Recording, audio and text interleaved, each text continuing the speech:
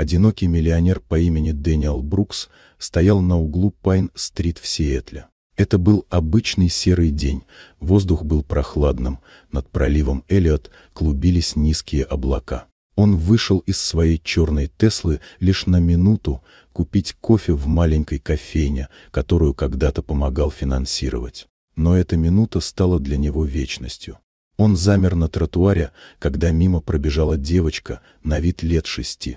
Шапка сползла на глаза, ботинки были не по размеру. Она остановилась, посмотрела на него, будто что-то узнала, и вдруг произнесла фразу, которая будто выдернула воздух из его легких. «Папа, мама плачет в суде». Дэниел не двинулся с места. Сердце сжалось, в ушах зазвенело. Он проводил взглядом девочку, которая уже исчезала за углом, уводимая взрослой женщиной, может тетей, может опекуном. Он не знал.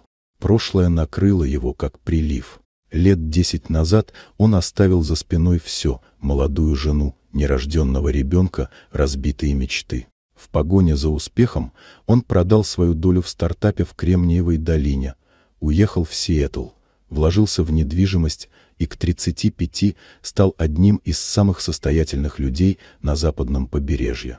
Но богатство не вернуло того, что он потерял: семью, доверие, время. Он не знал, была ли эта девочка действительно его дочерью.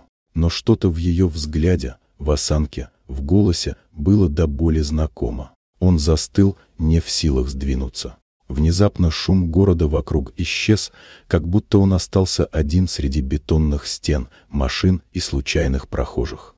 С того дня он каждый день возвращался на Пайн-стрит. Не потому, что надеялся снова ее увидеть, а потому, что что-то внутри него изменилось. Он начал разыскивать старые судебные документы, нанимать частных детективов, восстанавливать связи, которые считал давно сожженными. Сиэтл не простил ему всего сразу, и прошлое не отступало быстро. Но в тот день, когда девочка произнесла эти слова, Дэниел Брукс впервые за много лет почувствовал, что еще, может быть, не все потеряно. Вот такая удивительная история. Дорогие друзья, если вам понравилось видео, поставьте лайк, а также подписывайтесь на канал, впереди еще много интересного.